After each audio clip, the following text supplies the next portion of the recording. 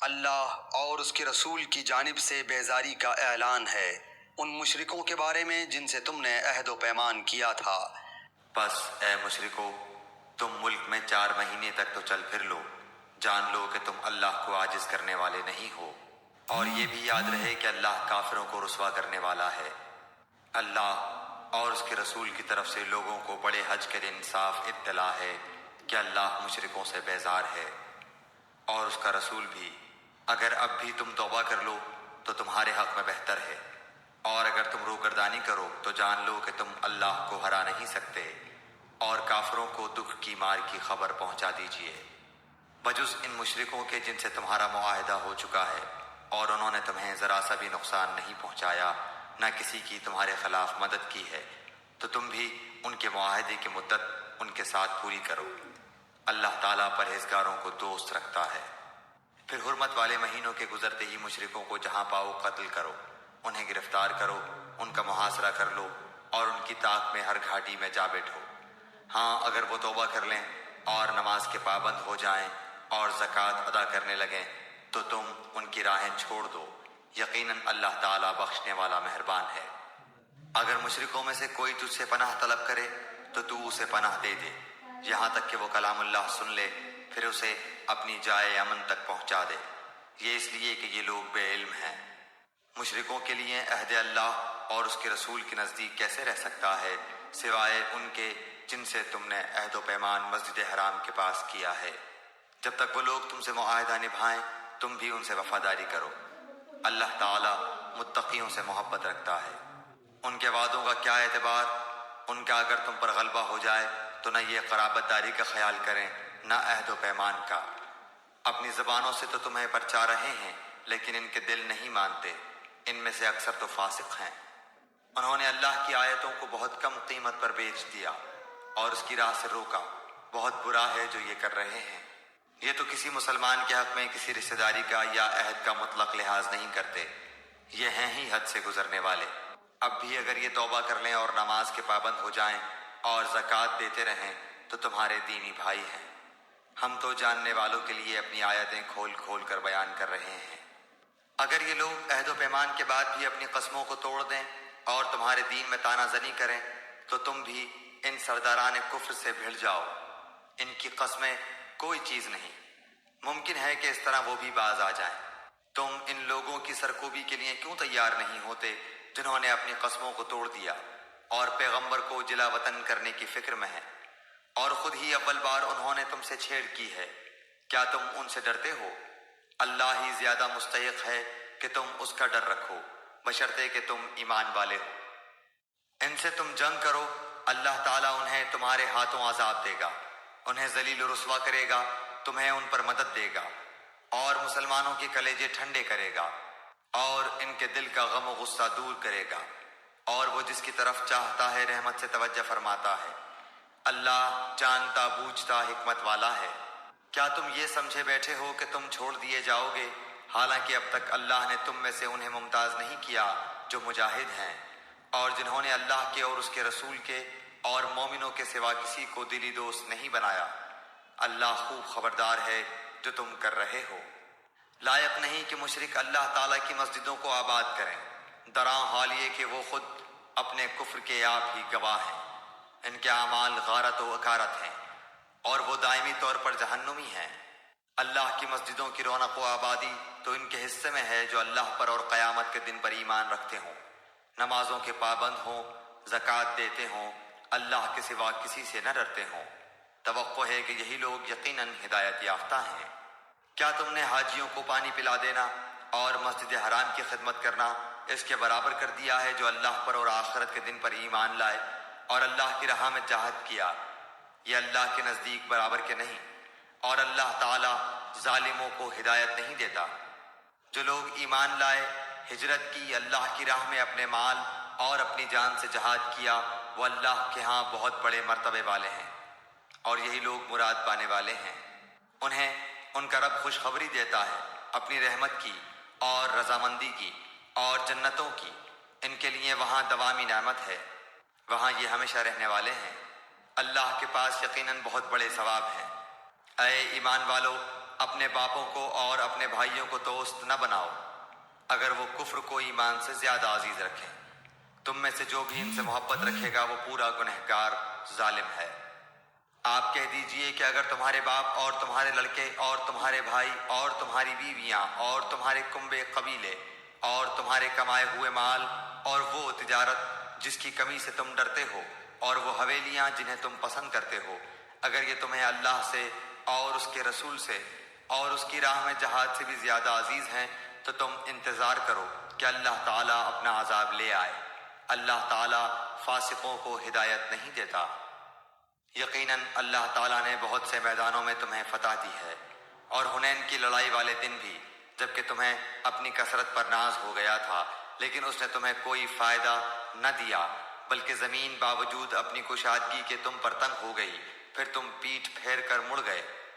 پھر اللہ نے اپنی طرف کی تسکین اپنے نبی پر اور مومنوں پر اتاری اور اپنے وہ لشکر بھیجے جنہیں تم دیکھ نہیں رہے تھے، اور کافروں کو پوری سزا دی۔ ان کفار کا یہی بدلہ تھا۔ پھر اس کے بعد بھی جس پر چاہے اللہ تعالیٰ اپنی رحمت کی توجہ فرمائے گا۔ اللہ ہی بخشش اور مہربانی کرنے والا ہے۔ اے ایمان والو، بے شک مشرک بالکل ہی ناپاک ہیں، وہ اس سال کے بعد مسجد حرام کے پاس بھی نہ پھٹکنے پائیں۔ اگر تمہیں مفلسی کا خوف ہے تو اللہ تمہیں دولت مند کر دے گا اپنے فضل سے اگر چاہے۔ اللہ علم و حکمت والا ہے۔ ان لوگوں سے لڑو جو اللہ پر اور قیامت کے دن پر ایمان نہیں لاتے، جو اللہ اور اس کے رسول کی حرام کردہ شے کو حرام نہیں جانتے، نہ دین حق کو قبول کرتے ہیں۔ ان لوگوں میں سے جنہیں کتاب دی گئی ہے یہاں تک کہ وہ ذلیل و خوار ہو کر اپنے ہاتھ سے جزیہ ادا کریں۔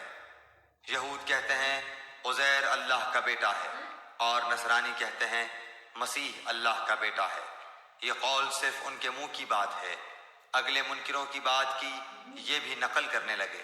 اللہ انہیں غارت کرے وہ کیسے پلٹائے جاتے ہیں۔ ان لوگوں نے اللہ کو چھوڑ کر اپنے عالموں اور درویشوں کو رب بنایا ہے، اور مریم کے بیٹے مسیح کو، حالانکہ انہیں صرف ایک اکیلے اللہ ہی کی عبادت کا حکم دیا گیا تھا جس کے سوا کوئی معبود نہیں، وہ پاک ہے ان کے شریک مقرر کرنے سے۔ وہ چاہتے ہیں کہ اللہ کے نور کو اپنے منہ سے بجھا دیں، اور اللہ تعالیٰ انکاری ہے مگر اسی بات کا کہ اپنا نور پورا کرے، گو کافر ناخوش رہیں۔ اسی نے اپنے رسول کو ہدایت اور سچے دین کے ساتھ بھیجا ہے کہ اسے اور تمام مذہبوں پر غالب کر دے، اگرچہ مشرک برا مانے۔ اے ایمان والو، اکثر علماء اور عابد لوگوں کا مال ناحق کھا جاتے ہیں اور اللہ کی راہ سے روک دیتے ہیں، اور جو لوگ سونے چاندی کا خزانہ رکھتے ہیں اور اللہ کی راہ میں خرچ نہیں کرتے، انہیں دردناک عذاب کی خبر پہنچا دیجیے۔ جس دن اس خزانے کو آتش دوزخ میں تپایا جائے گا، پھر اس دن ان کی پیشانیاں اور پہلو اور پیٹھیں داغی جائیں گی۔ ان سے کہا جائے گا یہ ہے جسے تم نے اپنے لیے خزانہ بنا رکھا تھا، بس اپنے خزانوں کا مزہ چکھو۔ مہینوں کی گنتی اللہ کے نزدیک کتاب اللہ میں 12 کی ہے، اسی دن سے جب سے آسمان و زمین کو اس نے پیدا کیا ہے۔ ان میں سے 4 حرمت و ادب کے ہیں، یہی درست دین ہے۔ تم ان مہینوں میں اپنی جانوں پر ظلم نہ کرو، اور تم تمام مشرکوں سے جہاد کرو جیسے کہ وہ تم سب سے لڑتے ہیں، اور جان رکھو کہ اللہ تعالیٰ متقیوں کے ساتھ ہے۔ مہینوں کا آگے پیچھے کر دینا کفر کی زیادتی ہے، اس سے وہ لوگ گمراہی میں ڈالے جاتے ہیں جو کافر ہیں۔ ایک سال تو اسے حلال کر لیتے ہیں اور ایک سال اسی کو حرمت والا کر لیتے ہیں کہ اللہ نے جو حرمت رکھی ہے اس کے شمار میں تو موافقت کر لیں، پھر اسے حلال بنا لیں جسے اللہ نے حرام کیا ہے۔ انہیں ان کے برے کام بھلے دکھائی دیے گئے ہیں، اور قوم کفار کی اللہ رہنمائی نہیں فرماتا۔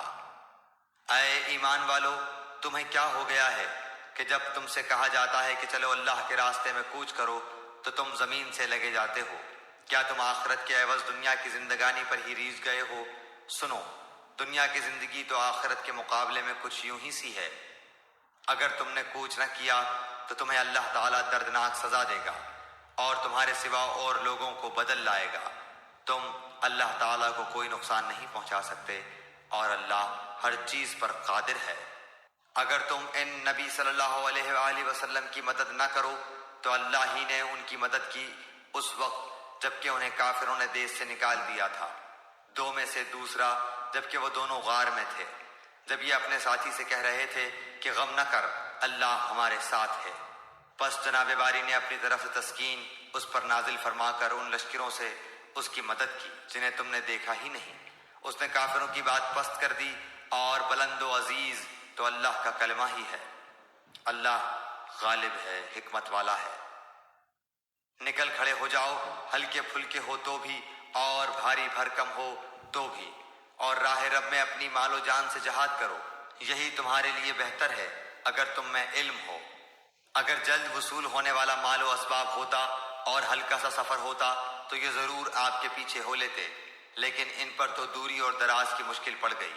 اب تو یہ اللہ کی قسمیں کھائیں گے کہ اگر ہم میں قوت و طاقت ہوتی تو ہم یقیناً آپ کے ساتھ نکلتے۔ یہ اپنی جانوں کو خود ہی ہلاکت میں ڈال رہے ہیں۔ ان کے جھوٹا ہونے کا سچا علم اللہ کو ہے۔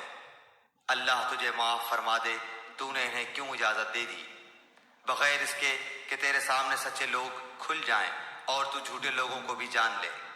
اللہ پر اور قیامت کے دن پر ایمان و یقین رکھنے والے تو مالی اور جانی جہاد سے رک رہنے کی کبھی بھی تجھ سے اجازت طلب نہیں کریں گے، اور اللہ تعالیٰ پرہیزگاروں کو خوب جانتا ہے۔ یہ اجازت تو تجھ سے وہی طلب کرتے ہیں جنہیں نہ اللہ پر ایمان ہے نہ آخرت کے دن کا یقین ہے، جن کے دل شک میں پڑے ہوئے ہیں اور وہ اپنے شک میں ہی سرگرداں ہیں۔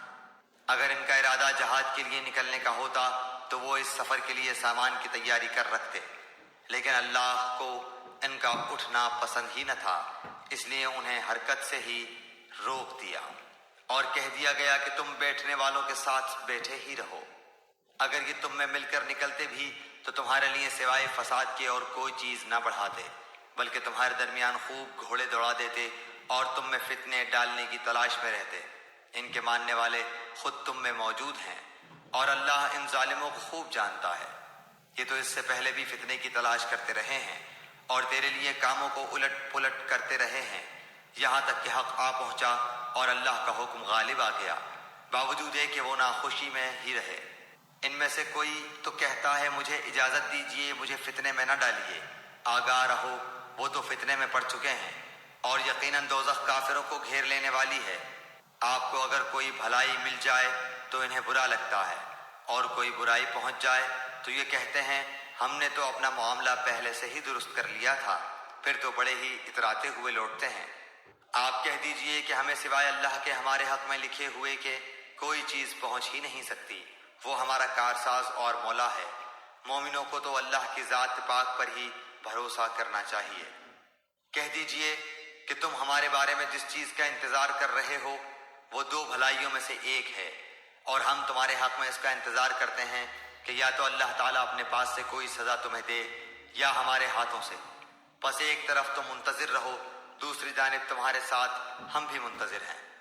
کہہ دیجئے کہ تم خوشی یا ناخوشی کسی طرح بھی خرچ کرو، قبول تو ہرگز نہ کیا جائے گا، یقیناً تم فاسق لوگ ہو۔ کوئی سبب ان کے خرچ کی قبولیت کے نہ ہونے کا اس کے سوا نہیں کہ یہ اللہ اور اس کے رسول کے منکر ہیں، اور بڑی کاہلی سے ہی نماز کو آتے ہیں اور برے دل سے ہی خرچ کرتے ہیں۔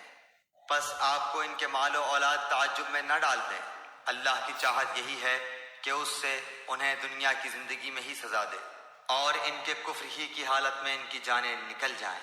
یہ اللہ کی قسم کھا کھا کر کہتے ہیں کہ یہ تمہاری جماعت کے لوگ ہیں، حالانکہ وہ دراصل تمہارے نہیں، بات صرف اتنی ہے کہ یہ ڈرپوک لوگ ہیں۔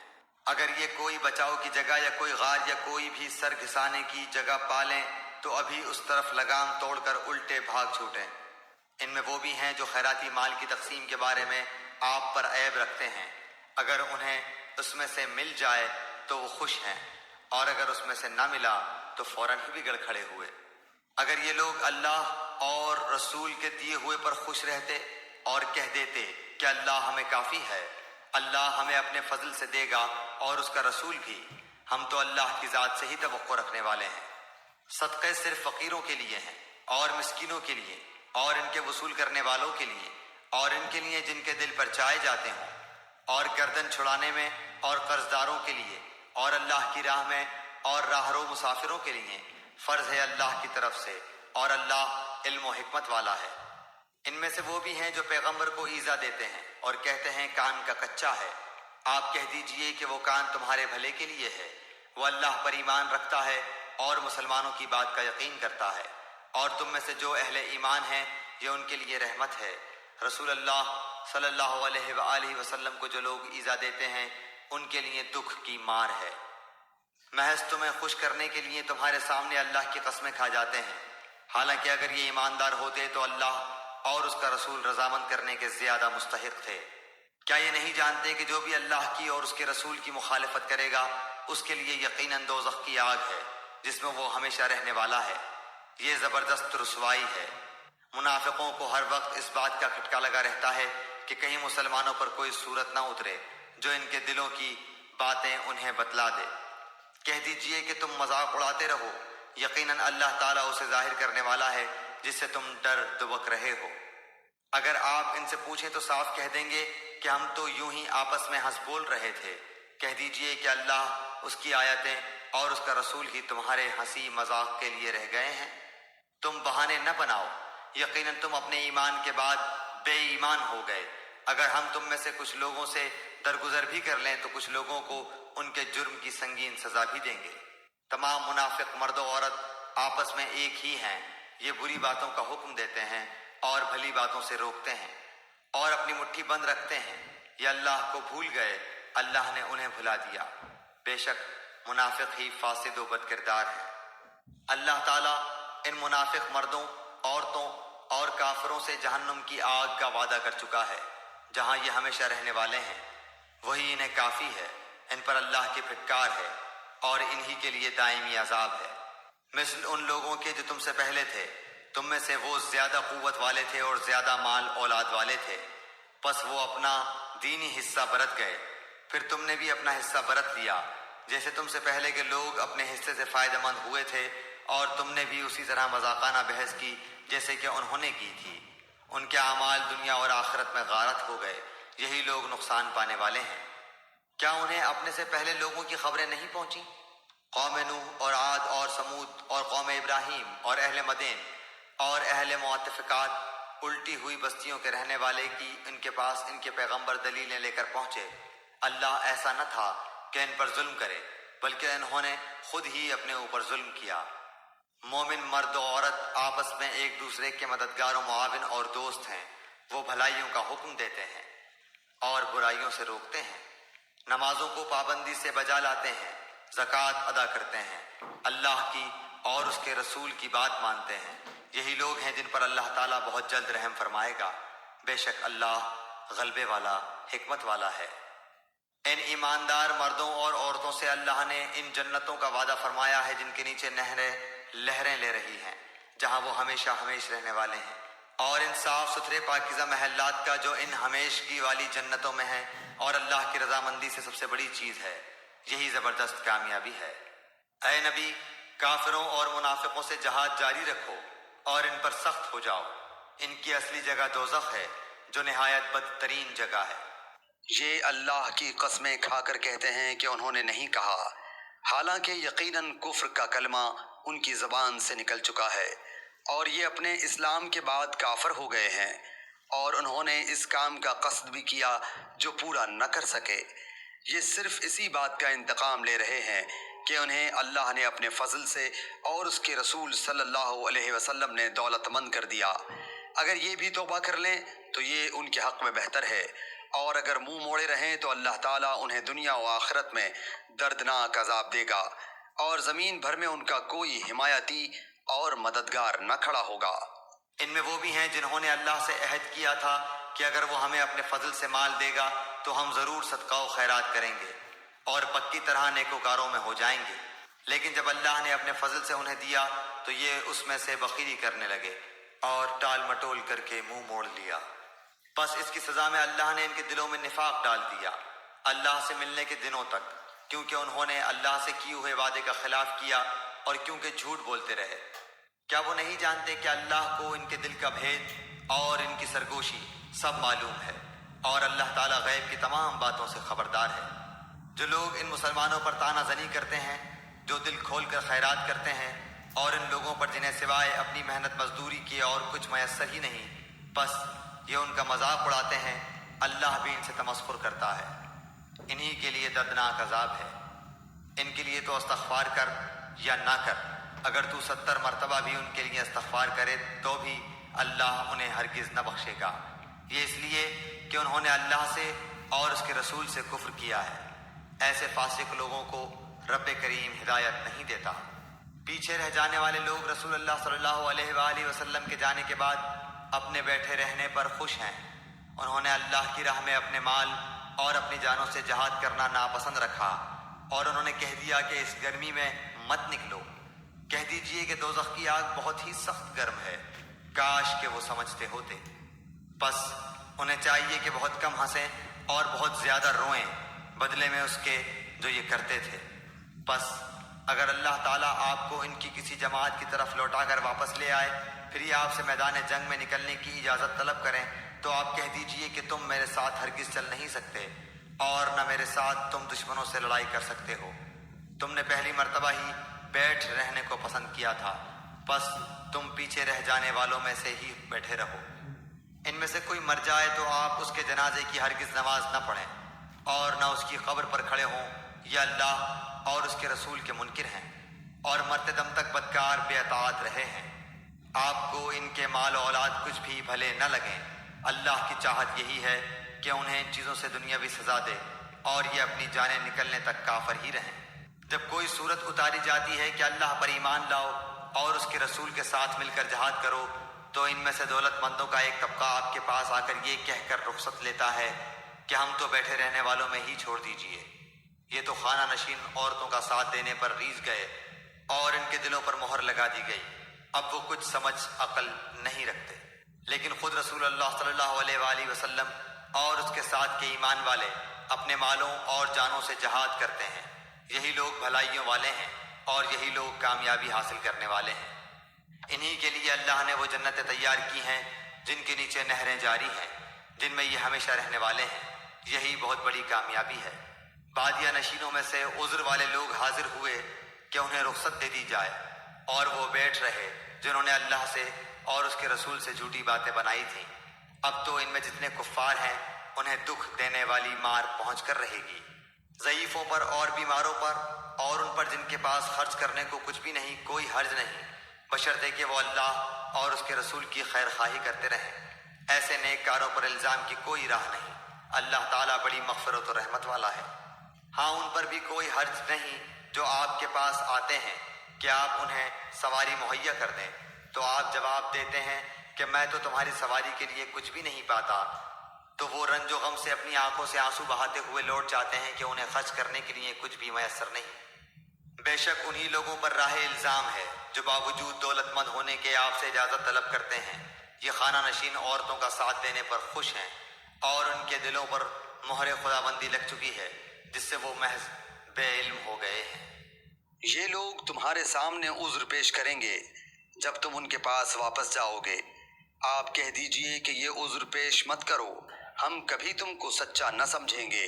اللہ تعالی ہم کو تمہاری خبر دے چکا ہے، اور آئندہ بھی اللہ اور اس کا رسول تمہاری کارگزاری دیکھ لیں گے۔ پھر ایسے کے پاس لوٹائے جاؤ گے جو پوشیدہ اور ظاہر سب کا جاننے والا ہے، پھر وہ تم کو بتا دے گا جو کچھ تم کرتے تھے۔ ہاں وہ اب تمہارے سامنے اللہ کی قسمیں کھا جائیں گے جب تم ان کے پاس واپس جاؤ گے، تاکہ تم ان کو ان کی حالت پر چھوڑ دو۔ سو تم ان کو ان کی حالت پر چھوڑ دو۔ وہ لوگ بالکل گندے ہیں، اور ان کا ٹھکانہ دوزخ ہے، ان کاموں کے بدلے جنہیں وہ کیا کرتے تھے۔ یہ اس لیے قسمیں کھائیں گے کہ تم ان سے راضی ہو جاؤ۔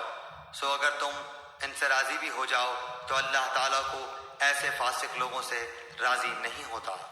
دیہاتی لوگ کفر اور نفاق میں بہت ہی سخت ہیں، اور ان کو ایسا ہونا ہی چاہیے کہ ان کو ان احکام کا علم نہ ہو جو اللہ تعالیٰ نے اپنے رسول پر نازل فرمائے ہیں، اور اللہ بڑا علم و بڑی حکمت والا ہے۔ اور ان دیہاتیوں میں سے بعض ایسے ہیں کہ جو کچھ خرچ کرتے ہیں اس کو جرمانہ سمجھتے ہیں، اور تم مسلمانوں کے واسطے برے وقت کے منتظر رہتے ہیں۔ برا وقت انہی پر پڑنے والا ہے، اور اللہ سننے والا جاننے والا ہے۔ اور بعض اہل دیہات میں ایسے بھی ہیں جو اللہ تعالیٰ پر اور قیامت کے دن پر ایمان رکھتے ہیں، اور جو کچھ خرچ کرتے ہیں اس کو عند اللہ قرب حاصل ہونے کا ذریعہ اور رسول کی دعا کا ذریعہ بناتے ہیں۔ یاد رکھو کہ ان کا یہ خرچ کرنا بے شک ان کے لیے موجب قربت ہے۔ ان کو اللہ تعالیٰ ضرور اپنی رحمت میں داخل کرے گا۔ اللہ تعالیٰ بڑی مغفرت والا بڑی رحمت والا ہے۔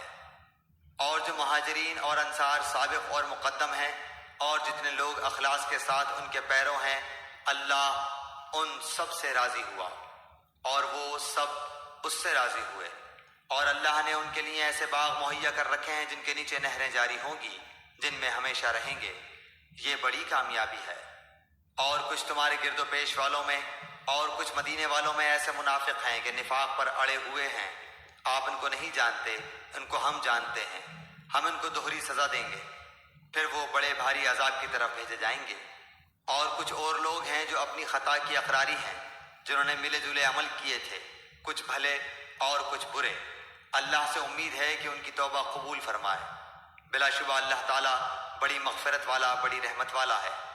آپ ان کے مالوں میں سے صدقہ لے لیجئے، جس کے ذریعے سے آپ ان کو پاک صاف کر دیں، اور ان کے لیے دعا کیجئے۔ بلا شبہ آپ کی دعا ان کے لیے موجب اطمینان ہے، اور اللہ تعالیٰ خوب سنتا ہے، خوب جانتا ہے۔ کیا ان کو یہ خبر نہیں کہ اللہ ہی اپنے بندوں کی توبہ قبول کرتا ہے اور وہی صدقات کو قبول فرماتا ہے، اور یہ کہ اللہ ہی توبہ قبول کرنے میں اور رحمت کرنے میں کامل ہے۔ کہہ دیجئے کہ تم عمل کیے جاؤ، تمہارے عمل اللہ خود دیکھ لے گا، اور اس کا رسول اور ایمان والے بھی دیکھ لیں گے۔ اور ضرور تم کو ایسے کے پاس جانا ہے جو تمام چھپی اور کھلی چیزوں کا جاننے والا ہے، سو وہ تم کو تمہارا رب سب کیا ہوا بتلا دے گا۔ اور کچھ اور لوگ ہیں جن کا معاملہ اللہ کا حکم آنے تک ملتوی ہے، ان کو سزا دے گا یا ان کی توبہ قبول کر لے گا، اور اللہ خوب جاننے والا ہے، بڑا حکمت والا ہے۔ اور بعض ایسے ہیں جنہوں نے ان اغراض کے لیے مسجد بنائی کہ ضرر پہنچائیں اور کفر کی باتیں کریں اور ایمانداروں میں تفریق ڈالیں، اور اس شخص کے قیام کا سامان کریں جو اس سے پہلے سے اللہ اور اس کے رسول کا مخالف ہے، اور قسمیں کھا جائیں گے کہ بجز بھلائی کے اور ہماری کچھ نیت نہیں، اور اللہ گواہ ہے کہ وہ بالکل جھوٹے ہیں۔ آپ اس میں کبھی کھڑے نہ ہوں، البتہ جس مسجد کی بنیاد اول دین سے تقوی پر رکھی گئی ہے وہ اس لائق ہے کہ آپ اس میں کھڑے ہوں۔ اس میں ایسے آدمی ہیں کہ وہ خوب پاک ہونے کو پسند کرتے ہیں، اور اللہ تعالیٰ خوب پاک ہونے والوں کو پسند کرتا ہے۔ پھر آیا ایسا شخص بہتر ہے جس نے اپنی عمارت کی بنیاد اللہ سے ڈرنے پر اور اللہ کی خوشنودی پر رکھی ہو، یا وہ شخص کہ جس نے اپنی عمارت کی بنیاد کسی گھاٹی کے کنارے پر جو کہ گرنے ہی کو ہو رکھی ہو، پھر وہ اس کو لے کر آتش دوزخ میں گر پڑے، اور اللہ تعالیٰ ایسے ظالموں کو سمجھ ہی نہیں دیتا۔ ان کی یہ عمارت جو انہوں نے بنائی ہے ہمیشہ ان کے دلوں میں شک کی بنیاد پر کانٹا بن کر کھٹکتی رہے گی، ہاں مگر ان کے دل ہی اگر پاش پاش ہو جائیں تو خیر، اور اللہ تعالیٰ بڑا علم والا بڑی حکمت والا ہے۔ بلا شبہ اللہ تعالیٰ نے مسلمانوں سے ان کی جانوں کو اور ان کے مالوں کو اس بات کے عوض میں خرید لیا ہے کہ ان کو جنت ملے گی۔ وہ لوگ اللہ کی راہ میں لڑتے ہیں جس میں قتل کرتے ہیں اور قتل کیے جاتے ہیں، اس پر سچا وعدہ کیا گیا ہے تورات میں اور انجیل میں اور قرآن میں، اور اللہ سے زیادہ اپنے عہد کو کون پورا کرنے والا ہے؟ تو تم لوگ اپنی اس بے پر جس کا تم نے معاملہ ٹھہرایا ہے خوشی مناؤ، اور یہ بڑی کامیابی ہے۔ وہ ایسے ہیں جو توبہ کرنے والے، عبادت کرنے والے، حمد کرنے والے، روزہ رکھنے والے یا راہ حق میں سفر کرنے والے، رکوع اور سجدہ کرنے والے، نیک باتوں کی تعلیم کرنے والے اور بری باتوں سے باز رکھنے والے، اور اللہ کی حدوں کا خیال رکھنے والے ہیں۔ اور ایسے مومنین کو آپ خوشخبری سنا دیجئے۔ پیغمبر کو اور دوسرے مسلمانوں کو جائز نہیں کہ مشرکین کے لیے مغفرت کی دعا مانگے، اگرچہ وہ رشتہ دار ہی ہوں، اس امر کے ظاہر ہو جانے کے بعد کہ یہ لوگ دوزخی ہیں۔ اور ابراہیم علیہ السلام کا اپنے باپ کے لیے دعائے مغفرت مانگنا وہ صرف وعدے کے سبب سے تھا جو انہوں نے اس سے وعدہ کر لیا تھا۔ پھر جب ان پر یہ بات ظاہر ہو گئی کہ وہ اللہ کا دشمن ہے تو وہ اس سے محض بے تعلق ہو گئے۔ واقعی ابراہیم علیہ السلام بڑے نرم دل اور بردبار تھے، اور اللہ ایسا نہیں کرتا کہ کسی قوم کو ہدایت کر کے بعد میں گمراہ کر دے جب تک کہ ان چیزوں کی صاف صاف نہ بتلا دے جن سے وہ بچیں۔ بے شک اللہ تعالیٰ ہر چیز کو خوب جانتا ہے۔ بلا شبہ اللہ ہی کی سلطنت ہے آسمانوں اور زمین میں، وہی جلاتا اور مارتا ہے، اور تمہارا اللہ کے سوا نہ کوئی یار ہے اور نہ کوئی مددگار۔ اللہ تعالیٰ نے پیغمبر کے حال پر توجہ فرمائی اور مہاجرین اور انصار کے حال پر بھی، جنہوں نے ایسی تنگی کے وقت پیغمبر کا ساتھ دیا، اس کے بعد کہ ان میں سے ایک گروہ کے دلوں میں کچھ تزلزل ہو چلا تھا، پھر اللہ نے ان کے حال پر توجہ فرمائی۔ بلا شبہ اللہ تعالیٰ ان سب پر بہت ہی شفیق مہربان ہے۔ اور 3 شخصوں کے حال پر بھی جن کا معاملہ ملتوی چھوڑ دیا گیا تھا، یہاں تک کہ جب زمین باوجود اپنی فراخی کے ان پر تنگ ہونے لگی اور وہ خود اپنی جان سے تنگ آ گئے، اور انہوں نے سمجھ لیا کہ اللہ سے کہیں پناہ نہیں مل سکتی بجز اس کے کہ اسی کی طرف رجوع کیا جائے۔ پھر ان کے حال پر توجہ فرمائی تاکہ وہ آئندہ بھی توبہ کر سکیں۔ بے شک اللہ تعالیٰ بہت توبہ قبول کرنے والا، بڑا رحم والا ہے۔ اے ایمان والو، اللہ تعالیٰ سے ڈرو اور سچوں کے ساتھ رہو۔ مدینے کے رہنے والوں کو اور جو دیہاتی ان کے گرد و پیش ہیں ان کو یہ زیبا نہ تھا کہ رسول اللہ کو چھوڑ کر پیچھے رہ جائیں، اور نہ یہ کہ اپنی جان کو ان کی جان سے عزیز سمجھیں۔ یہ اس سبب سے کہ ان کو اللہ کی راہ میں جو پیاس لگی اور جو تکان پہنچی اور جو بھوک لگی، اور کسی ایسی جگہ چلے جو کفار کے لیے معجب غیظ ہوا ہو، اور دشمنوں کی جو کچھ خبر لی، ان سب پر ان کے نام ایک ایک نیک کام لکھا گیا۔ یقیناً اللہ تعالیٰ مخلصین کا اجر ضائع نہیں کرتا۔ اور جو کچھ چھوٹا بڑا انہوں نے خرچ کیا اور جتنے میدان ان کو طے کرنے پڑے، یہ سب بھی ان کے نام لکھا گیا تاکہ اللہ تعالیٰ ان کے کاموں کو اچھے سے اچھا بدلا دے۔ اور مسلمانوں کو یہ نہ چاہیے کہ سب کے سب نکل کھڑے ہوں، سو ایسا کیوں نہ کیا جائے کہ ان کی ہر بڑی جماعت میں سے ایک چھوٹی جماعت جایا کرے تاکہ وہ دین کی سمجھ بوجھ حاصل کریں، اور تاکہ یہ لوگ اپنی قوم کو جب کہ وہ ان کے پاس آئیں ڈرائیں تاکہ وہ ڈر جائیں۔ اے ایمان والو، ان کفار سے لڑو جو تمہارے آس پاس ہیں، اور ان کو تمہارے اندر سختی پانا چاہیے، اور یہ یقین رکھو کہ اللہ تعالیٰ متقی لوگوں کے ساتھ ہے۔ اور جب کوئی صورت نازل کی جاتی ہے تو بعض منافقین کہتے ہیں کہ اس صورت نے تم میں سے کس کے ایمان کو زیادہ کیا ہے؟ سو جو لوگ ایمان والے ہیں اس صورت نے ان کے ایمان کو زیادہ کیا ہے اور وہ خوش ہو رہے ہیں، اور جن کے دلوں میں روگ ہے اس صورت نے ان میں ان کی گندگی کے ساتھ اور گندگی بڑھا دی، اور وہ حالت کفر ہی میں مر گئے۔ اور کیا ان کو نہیں دکھلائی دیتا کہ یہ لوگ ہر سال ایک بار یا 2 بار کسی نہ کسی آفت میں پھنسے رہتے ہیں، پھر بھی نہ توبہ کرتے اور نہ نصیحت قبول کرتے ہیں۔ اور جب کوئی صورت نازل کی جاتی ہے تو ایک دوسرے کو دیکھنے لگتے ہیں کہ تم کو کوئی دیکھتا تو نہیں، پھر چل دیتے ہیں۔ اللہ تعالیٰ نے ان کا دل پھیر دیا ہے اس وجہ سے کہ وہ بے سمجھ لوگ ہیں۔ تمہارے پاس ایک ایسے پیغمبر تشریف لائے ہیں جو تمہاری جنس سے ہیں، جن کو تمہاری مدرت کی بات نہایت گراں گزرتی ہے، جو تمہاری منفعت کے بڑے خواہش مند رہتے ہیں، ایمان والوں کے ساتھ بڑے ہی شفیق اور مہربان ہیں۔ پھر اگر روگردانی کریں تو آپ کہہ دیجئے کہ میرے لیے اللہ کافی ہے، اس کے سوا کوئی معبود نہیں، میں نے اسی پر بھروسہ کیا اور وہ بڑے عرش کا مالک ہے۔